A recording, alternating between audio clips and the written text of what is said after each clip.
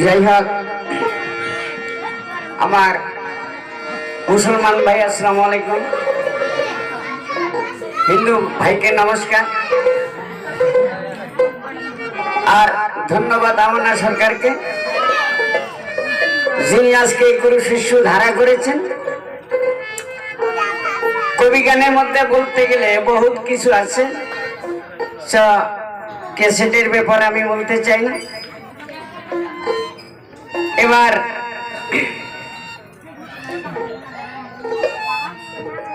গুরু শিষ্য ধারা আপনাদের সম্মুখে কিছু প্রশ্ন রেখেছেন, আমি খুব শর্টের প্রশ্নের জবাব দিতে চেষ্টা করব। এক দেশের গালি আর এক দেশের বলি। আমাদের দেশের যেটা বলি আপনাদের দেশের গালিও হতে পারে। যাই হোক, ভাষায় ছন্দে যে কোনো দিক দিয়ে ত্রুটি হলে পরে আমাকে ক্ষমা করবেন, এই আশা রাখি।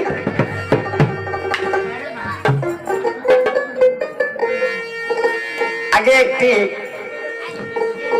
গান গাই। অর্থাৎ কথা হলো, আমি সিরিয়াল কয়েকটা দল গান গাইতেছি, তার মধ্যে এক জায়গার থেকে আর এক জায়গায় আসলে জল খাইলে পরে হয়তো একটু ডিস্টার্ব হয়েছে। যাই হোক, এদিকে জ্ঞানী মানি আছে যারা এই কথাগুলো বুঝে, তারা সুর সংকেতের ধার ধারে না। যাই হোক, আমি একটা গানের সুর দেব, তারপরে উনি প্রশ্নের জবাব দেব। ধন্যবাদ। হাই,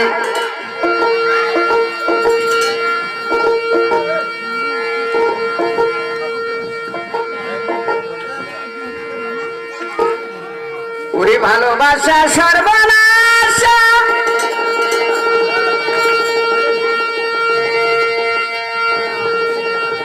ওরে ভাইকে আনিব দাসে, আমার কুল গেল কলঙ্ক হলো, তারে ভালোবেসে লো সখী, তারে ভালোবেসে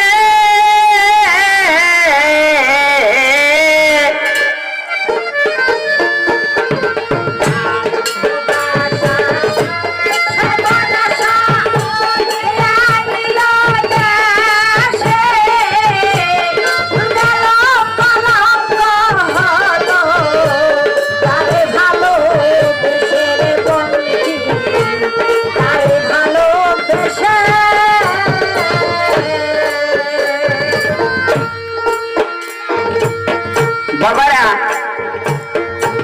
আমার বন্ধুরা,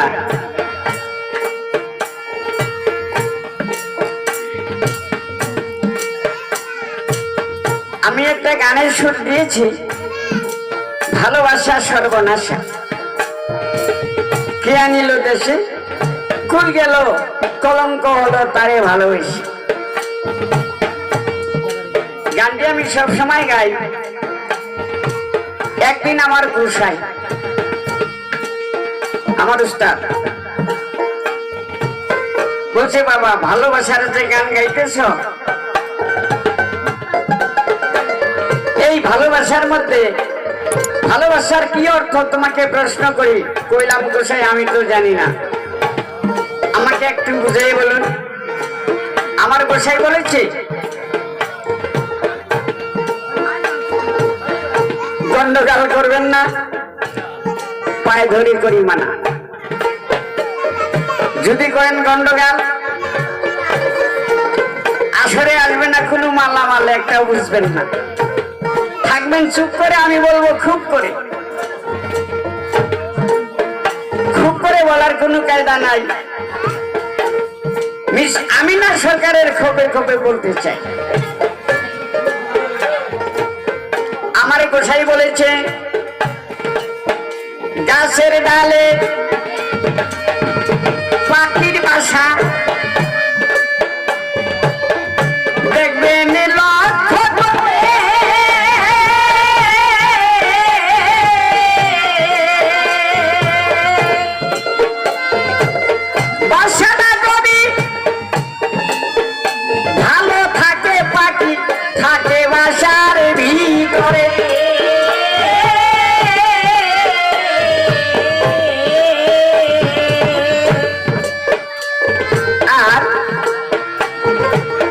বাসা যদি ভালো থাকে,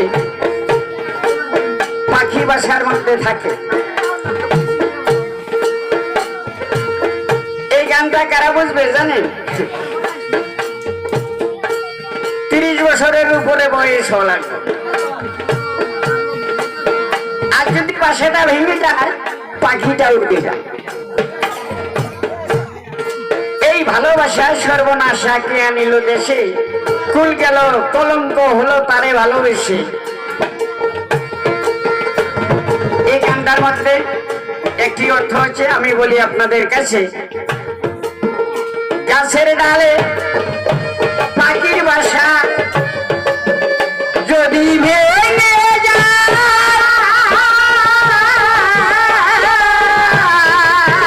সেই বাসায় আর পাখি থাকে না বাবা, বলতেছি সবাই।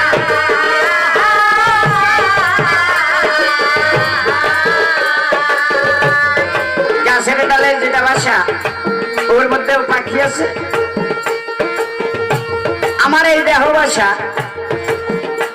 এর মধ্যেও পাখি আছে। আগের মানুষ 900 বছর বাচ্চা গেছে বাবা, তাকে বাসাটা ভালো আছে। আমরা 50 বছরই বাঁচি না, কারণ অল্প দিনের মধ্যেই বাসা ফেলেছি ভাঙিয়া।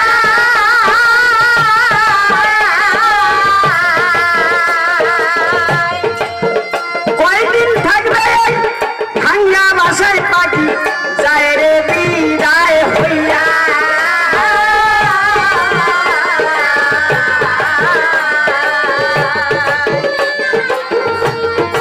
বাবারা, আমি আমার ভক্তকে বলতেছি, নৌকা ভেঙে গেলে মিস্ত্রির প্রয়োজন পড়ে, মিস্ত্রি এসে ভালো করে। এই যে বাসা ভেঙে গেছে, এরও তো একটা মিস্ত্রি আছে বাবা। সে মিস্ত্রিকে জানেন? সে হয়েছে আমার গুরু। গুরু দ্বারা দেহ চৈতন্য প্রাপ্ত হওয়া। 100 বছর আয়ু আল্লাহ দিয়েছেন, 100 বছর সুস্থ ভাবে বেঁচে যাওয়া। তাই ভক্ত, ভক্তের মধ্যে ভক্ত আমে না, কিন্তু সত্য। আমাকে প্রশ্ন করেছে, ভুলি নাই তা মনে আছে।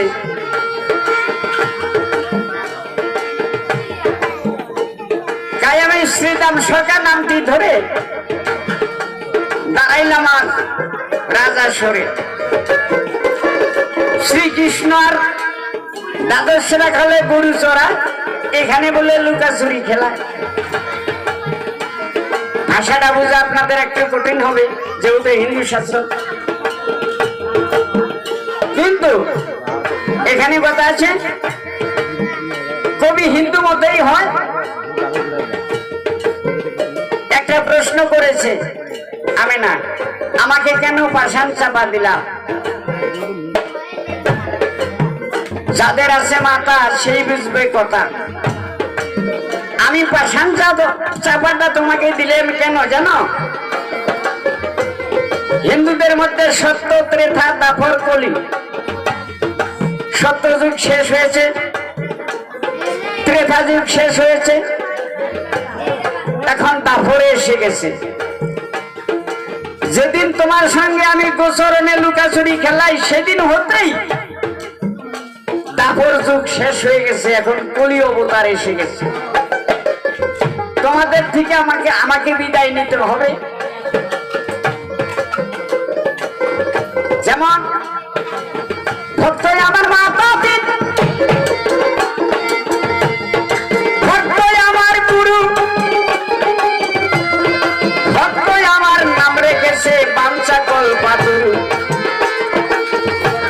কারণ বাবারা,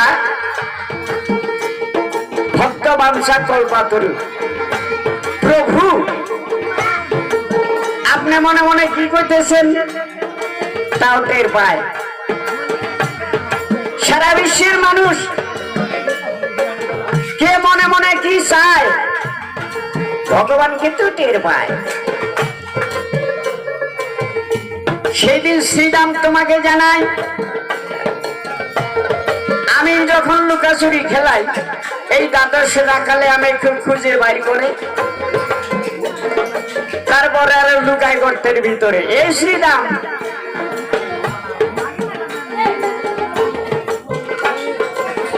মনে মনে কাতর হইয়া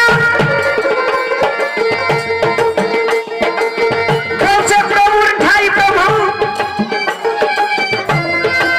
আমি যে আজকে লুকাইতেছি গর্তের মধ্যে, আমাকে যেন আমার প্রভু খুঁজে পায় না। মনে মনে এইটা করলো কামনা। আপনারা কথা বুঝতেছেন তো?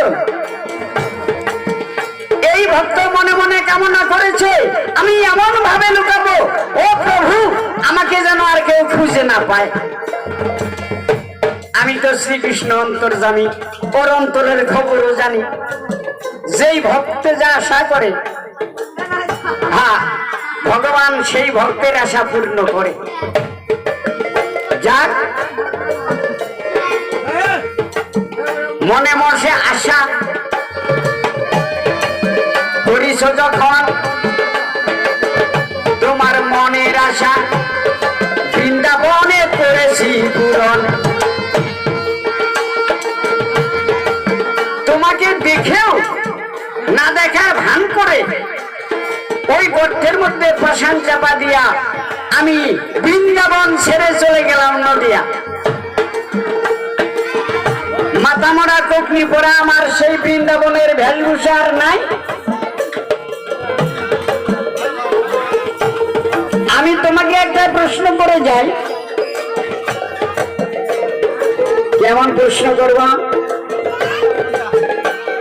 একটাই তোমাকে প্রশ্ন করব আমি। আপনারা যত লোক আছেন করবেন বিবেচনা।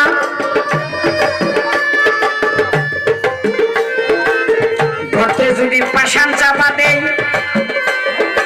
ভেবে কেন দেখেন না? আচ্ছা বাবারা, একটা গর্তের মধ্যে যদি 100 মনের ওজনের একটা পাথর দেই,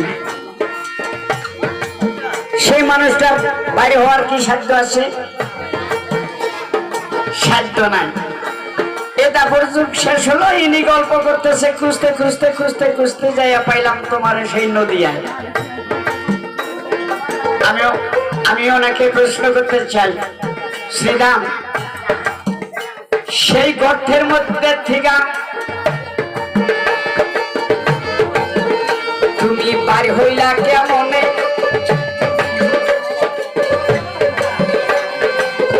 এ কথাটা প্রশ্ন করি সবারই সুজনে। আমি বেশি কথা বলবো না। তুমি আশা করেছিল প্রভু আমাকে যেন খুঁজে পায় না, তাই আমি দেখেও না দেখার ভান করে তোমার মনের আশা পুরাইতে আমি গর্তের উপর পাষাণ চাপা দিয়েছিলাম। এখন তুমি গল্প করতেছ, খুঁজতে খুঁজতে আমাকে নদিয়ায় এসে পেয়েছ। তোমাকে প্রশ্ন করি, তুমি সেই 100 মনের পাষাণ চাপা তোমার গর্তের মুখে দেওয়া হয়েছিল, সেই গর্তের থেকে তুমি কেমন করে বাহির হলে তোমার কাছে আমি জানতে চাই। ক্যাসেটের ব্যাপার, সময় নাই।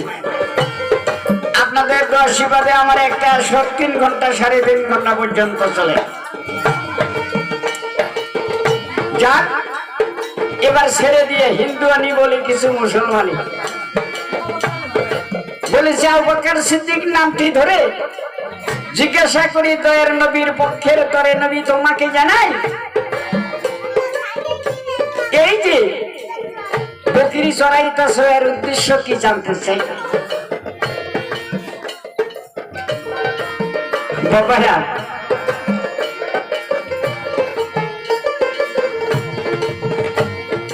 বৃন্দাবনে বসরণে শ্রীকৃষ্ণ গাভীদের চড়ায়, আর মদিনাতে দয়ার রাসূল বকরি যে চড়ায়।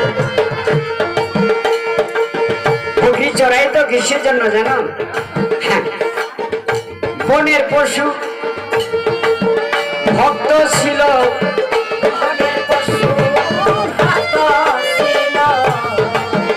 বাবারা শেষ সারা বিশ্বের সাফায়াতকারী শেষ জামানার নবী মুহাম্মদ রাসূল, আমরা তাকে চিনলাম না। বনের পশু চিনেছিল, বনের পশু আল্লাহর নবী যখন বলেছে কেন আমি বকরি চড়াই জানবি, আর পৃথিবীতে আসার উদ্দেশ্য কি জানো? উম্মতের কানে কানে সৎ উপদেশ দেওয়া, ইসলাম প্রচার করা। ইসলাম মানে শান্তি। 14 বিবি হারাম করা। আগে পশুর নয় ব্যবহার ছিল, মাছ হাসি খালা বোন এই সমস্ত কিছু মানে নাই, যার ফলে আল্লাহর নবীকে পাঠিয়ে দেয়। ইসলাম মানে শান্তি, 14 বিবি হারাম করে দিল। আগে তো পশুর নেই ছিল। তোমাদের মহব্বতে আপনারা তো জানেন বাবা, 6 মাসের গর্ভে নবী পিতা হারা হলো। 6 বৎসরের কালে মা আমায় ছেড়ে গেল। দুনিয়ায় দিন গেলাম হইয়া,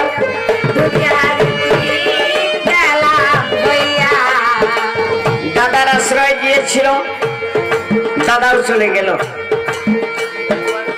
চাচার আশ্রয় দিয়েছিল, চাচা অত্যাচার করলো আবু জেহেল। মদিনায় চলে গেল, মদিনায় মানুষ তার অত্যাচার করলো। মক্কার ভিতরে তাকে অত্যাচারে দুঃখ দিতে দিতে দিতে দিতে উহুদ ময়দানে বদরের যুদ্ধের মধ্যে দান্নান শহীদ হয়ে গেল। এমনি ভাবে কষ্ট করতে করতে সবচেয়ে বেশি কষ্ট দিচ্ছে তায়েফবাসীরা। তায়েফ শহরে সবচেয়ে বেশি কষ্ট দিচ্ছে আমার নবীরে। দুঃখের দিকে জনম ভরা। এখন কার ছায়ায় দাঁড়াবে এমন লক্ষ্য নাই। ওই জন্য খোদেজার গৃহে রাখাল রূপে খোদেজার ঘরে যাওয়ার উদ্দেশ্য কি জানো? নিজেকে পরিচয় দেওয়া। মানুষ চিনে নাই আমারে,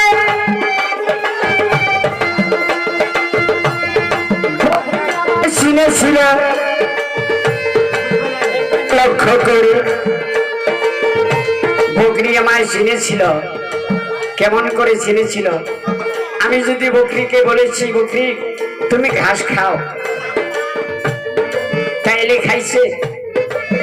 যদি আমি বকরিদেরকে বকরির পালে যদি লক্ষ্য করে বলেছি বাবা তোমরা ঘাস খেও না, ক্ষুধার যন্ত্রণায় যদি জান বাহির হয়ে যায় তো তথাপি সে বকরি ঘাস খায় না। একদিন বকরি মাঠে ছেড়ে দিয়া আমার মোহাম্মদ রাসূল এই যে তাতে হয় না জানার ভুল, এমন ভাবে শয়ন করেছে সূর্যে তাপ এসে কপালে লেগেছে। আল্লাহ বলতেছে হে ফেরেশতাগণ, আমি আমার খাস নূরে যাকে সৃষ্টি করিয়াছি সে মাটির মধ্যে শুয়ে আছে, এই সূর্যের তাপ যায় তার মাথায় লেগেছে, তাড়াতাড়ি এর ব্যবস্থা করো।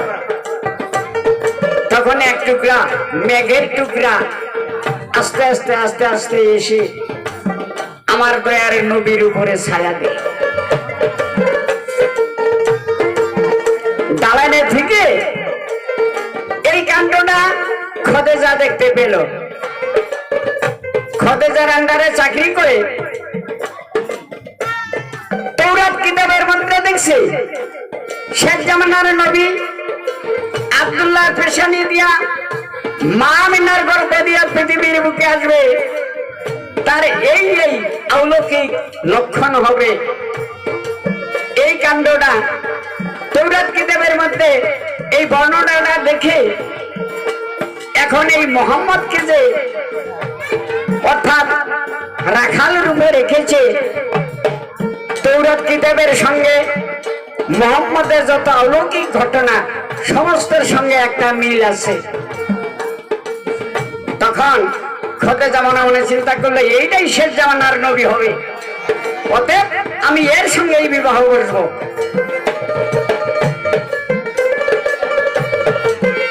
যাক, নিজেকে পরিচয় দিতে রাখালো সাজিল, শর্টকটে তোমার জবাব দেওয়াই আমার ভালো। বাবা টাইম নাই, উনি কি নিজেকে পরিচয় করার জন্য এই খোদেজাকে নিজের সহসঙ্গী বানানোর জন্য, ইসলাম প্রচার করার জন্য সে রাখাল বেশে খোদেজা গৃহে চাকরি করেছিল? এক নম্বর প্রশ্নের জবাব। তোমাকে একটা কথা বলতে চাই, তোমাকে তো প্রশ্ন করার আমার কিছু নাই, তুমি তো ভক্ত। হ্যাঁ, এই ভক্ত কারে কয় আর শিষ্য কারে কয় এ সম্পর্কে একটু বুঝাইবে। আর দুই নম্বর কথা হলো, এই যে আবু বকর সিদ্দিক, প্রথমে নাম তার আবু বকর ছিল, এই সিদ্দিক নামটা কোন সময় টাইটেল পেল, কথাটা তোমার কাছে জানতে চাই। তুমি নাম ধরেছ আবু বকর সিদ্দিক, প্রথমে ছিল আবু বকর, এই সিদ্দিক নামটা কোন সময়, কিভাবে, কিসের জন্য এই সিদ্দিকী নামটা টাইটেল পেল? তোমার কাছে প্রশ্ন রইল। বেশি কথা বলবো না আর বেশি কথা তুলবো না, কারণ দেখি এবার ভক্ত আমার কোন দিকে যায়, তারপরে বলবো কথা যতই মনে লয়। এই পর্যন্ত কবি খান্ত যাচ্ছি বিদায় হইয়া,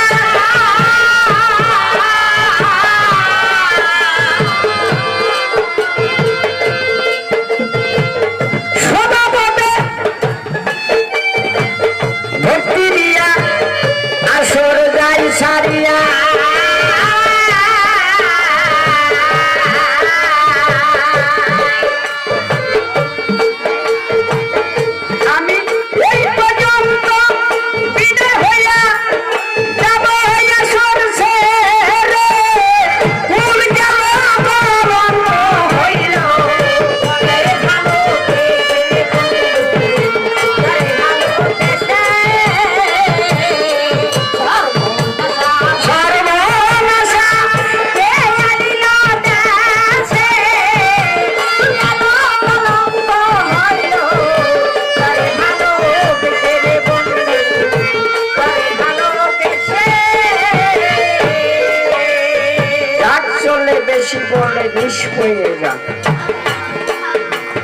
অযথা বেশি কথা বলছি কি কারণ?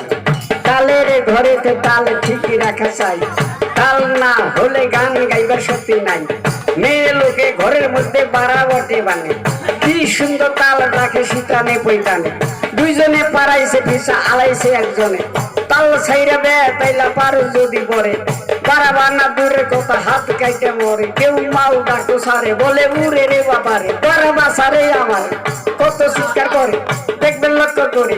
ওই রকম তাল একটা কুলারের ভিতরে, কুলার উপরে সাউন্ড তুলে দেয়, চাকুর টুকুর বেটি তলে ঢোকা দেয়, বে পাইলা ঢোকা যদি তথায় একটু পরে, তুষ থাকে কুলাই বাবা চাল করে দূরে, কত ভেজা হয় সংসারে, দেখবেন লক্ষ্য করে।